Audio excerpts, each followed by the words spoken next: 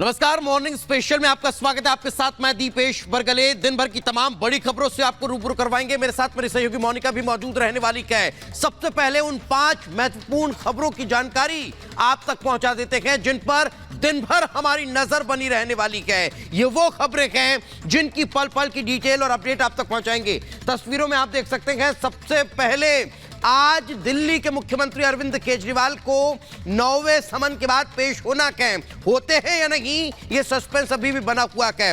दूसरी तरफ जावेद की गिरफ्तारी कब होगी, इसको लेकर टीमें लगातार जांच पड़ताल में जुड़ी हुई है। आईएसआईएस इंडिया का हेड गिरफ्तार हो चुका है, जिसके विरुद्ध अब कार्रवाई तेज होती हुई नजर आ रही है। तो वहीं बात विश्व मंडली की कर लेते हैं, जिस पर शिकंजा कसता जा रहा है और ईसी नियुक्त हो चुके हैं और अब सुप्रीम सुनवाई इस पर होने वाली है। तो ये 5 दिन भर की बड़ी और महत्वपूर्ण खबरें जिन पर हमारी नजर रहने वाली है। पल पल की डिटेल हम इन खबरों से जुड़ी हुई आप तक पहुंचाते रहेंगे और हर खबर की हर डिटेल आपको बताएंगे। तो ये 5 बड़ी खबरें जो दिन भर सुर्खियों में रहने वाली हैं, तमाम अपडेट्स आप तक पहुंचाएंगे। लेकिन इस बीच सबसे पहले बड़ी अपडेट आपको दिल्ली के मुख्यमंत्री और आम आदमी पार्टी के राष्ट्रीय संयोजक अरविंद केजरीवाल से जुड़ी बता देते हैं, जिस पर पेशी को लेकर दरअसल जो सस्पेंस है वो अभी तक बरकरार है। ईडी ने 9वां समन 9th नोटिस जारी किया है। उसके बाद तारीख आज की दी थी, यानी कि 21 मार्च, जो तारीख जब अरविंद केजरीवाल को ईडी के समक्ष पेश होना है। 9वां समन है, लेकिन देखना होगा अरविंद केजरीवाल आज पेश होते हैं या नहीं होते हैं, या फिर कोई बहाना बनाते हैं, या फिर जिस तरीके से आम आदमी पार्टी बार बार ईडी के समन को, ईडी के नोटिस को गैर कानूनी करार दे रही है और पेशी के लिए अरविंद केजरीवाल नहीं पहुंच रहे हैं। इस बार भी कुछ वही स्टेटमेंट, वही तस्वीर देखने को मिलती है, क्योंकि ईडी ने केजरीवाल को अब तक 9 समन भेजे, जिसमें से एक में भी पेश नहीं हुए हैं अरविंद केजरीवाल। ऐसे में सस्पेंस जो है वो लगातार बरकरार है कि अरविंद केजरीवाल पेश होते हैं या नहीं। दरअसल ईडी ने दिल्ली के मुख्यमंत्री अरविंद केजरीवाल को पूछताछ के लिए 9वीं बार समन भेजा है, जिस पर केजरीवाल को आज पेश होना है। अब केजरीवाल पूछताछ के लिए पेश होते हैं या फिर नहीं, इस पर निगाहें टिकी रहेंगी। अब तक ईडी के 9 समन के बावजूद पूछताछ के लिए अरविंद केजरीवाल पेश नहीं हुए हैं। केजरीवाल पर गिरफ्तारी की तलवार लटक रही है और कल दिल्ली हाईकोर्ट में से भी उन्हें कोई प्रोटेक्शन नहीं मिल पाया है। रिपोर्ट देखिए।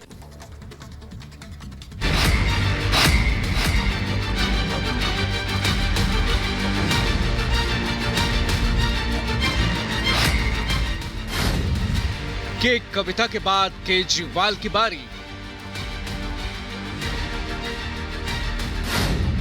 गिरफ्तारी की तलवार, पेश होंगे केजरीवाल। कोर्ट से नहीं राहत, अब सियासी महाभारत। क्या आज ईडी के सामने पूछताछ के लिए पेश होंगे दिल्ली सीएम अरविंद केजरीवाल? ये सवाल आज सबके जहन में है। अब तक समन की अनदेखी करने वाले दिल्ली सीएम केजरीवाल ईडी के 9वें समन पर पेश होंगे या फिर कोई नया बहाना बनाएंगे? हर कोई ये जानना चाहता है। तारीख 21 मार्च है और आज ही के दिन ईडी ने केजरीवाल को पूछताछ के लिए पेश होने का बुलावा भेजा है। केजरीवाल और आम आदमी पार्टी ने बार बार सार्वजनिक मंचों से ये साफ किया है कि ईडी की मंशा केजरीवाल को गिरफ्तार करने की है, लिहाजा वो बार बार तकनीकी सवालों की आड़ में कभी ईडी के समन पर सवाल उठाते हैं, तो कभी इसे गैर कानूनी करार देते हैं, तो कभी खुद हाईकोर्ट का दरवाजा खटखटाकर समन की वैधता को चुनौती देते हैं। हालांकि कल दिल्ली हाईकोर्ट में हुई सुनवाई के बाद केजरीवाल को कोर्ट से कोई राहत नहीं मिली। कोर्ट ने केजरीवाल को फिलहाल कोई प्रोटेक्शन नहीं दिया है। हाईकोर्ट में सुनवाई के दौरान केजरीवाल के वकील से कोर्ट ने पूछा, आखिर पेश क्यों नहीं हो रहे केजरीवाल? ईडी के सामने पेश होने में दिक्कत क्या है?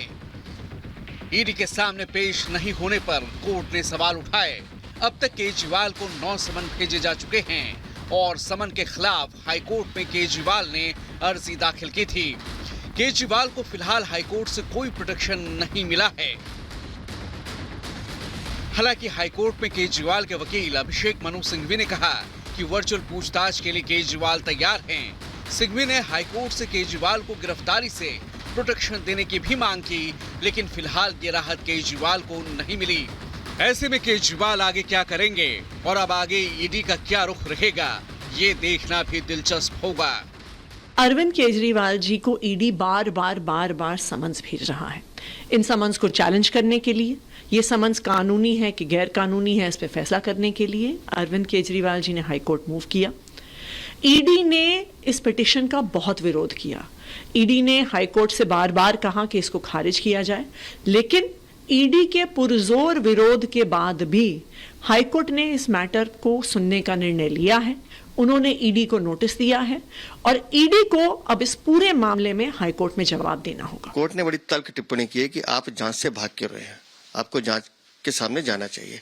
और मुझे लगता है अरविंद केजरीवाल और उसकी आम आदमी पार्टी के जितने लोग अब तक जिस तरह से एक प्रोपेगेंडा फैला रहे थे कि ये अवैध है या ये है, वो सब चीजें साफ हो गई। अब अरविंद केजरीवाल को जांच का सामना करना चाहिए कि जब तक आप जांच एजेंसी के सामने जाएंगे नहीं तो सच कैसे पता चलेगा। आप चीजों को अज्यूम कर रहे हैं और इस देश में कानून का शासन है, जो भी जांच एजेंसी है वो कानून के दायरे में काम करती है। तो अरविंद केजरीवाल को आज के बाद कम से कम अब ये बहाना नहीं बनाना चाहिए कि मैं जांच से भाग रहा हूँ। दिल्ली शराब घोटाले मामले में घिरे अरविंद केजरीवाल की मुश्किलें यही खत्म नहीं होने वाली। दारू घोटाले के साथ साथ दिल्ली जल बोर्ड मामले में भी ईडी केजरीवाल का नाम ले रही है। ऐसे में केजरीवाल के लिए आगे की डगर और मुश्किल दिखाई पड़ रही है। ये केस पूरी तरीके से पॉलिटिकल है।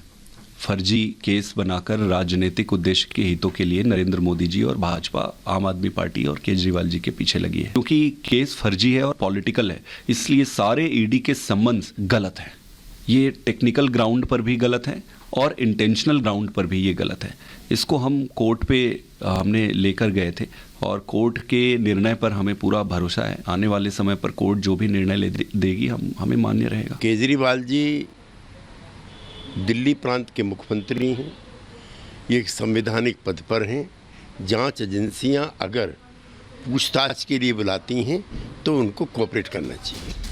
शराब घोटाला मामले में आप नेता मनीष सिसोदिया जेल में बंद हैं। संजय सिंह जमानत के लिए कोर्ट के चक्कर लगा रहे हैं, तो वहीं सत्येंद्र जैन की जमानत की अर्जी भी खारिज हो चुकी है। बीआरएस नेता के कविता पर कानून का शिकंजा कस चुका है और केजरीवाल को समन पर समन भेजे जा रहे हैं। जाहिर है केजरीवाल की गिरफ्तारी का काउंटडाउन शुरू हो चुका है। अब देखना होगा कि तू डाल मैं बात की तर्ज पर आगे कौन किस पर भारी पड़ता है। Bureau report, Republic Bharat. और अब बात बदायूं डबल मर्डर केस की कर लेते हैं। इसको लेकर अब जावेद की तलाश जो है वो तेज होती हुई नजर आ रही है। आपको जानकारी दें कि जावेद की तलाश तेज कर दी गई है। जावेद की गिरफ्तारी पर 25,000 का इनाम भी घोषित कर दिया गया है।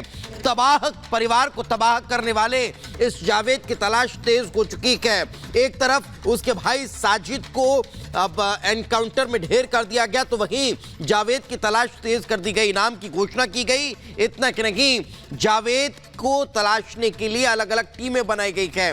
जावेद के चाचा को भी हिरासत में लिया गया है, उनसे भी पूछताछ की जा रही है। आपको जानकारी दें कि जिंदा बच्चों को यहां पर गला काट के उन्हें मौत के घाट उतार दिया गया, उन्हें अब प्रताड़ित किया गया, परेशान किया गया और अब उस शख्स की तलाश तेज हो चुकी है जिसने इस वारदात को अंजाम दिया। कि दो अलग अलग तस्वीरें बदायूं में बर्बरता किस तरह से हुई और बर्बरता करने वालों को अब बख्शा नहीं जाएगा।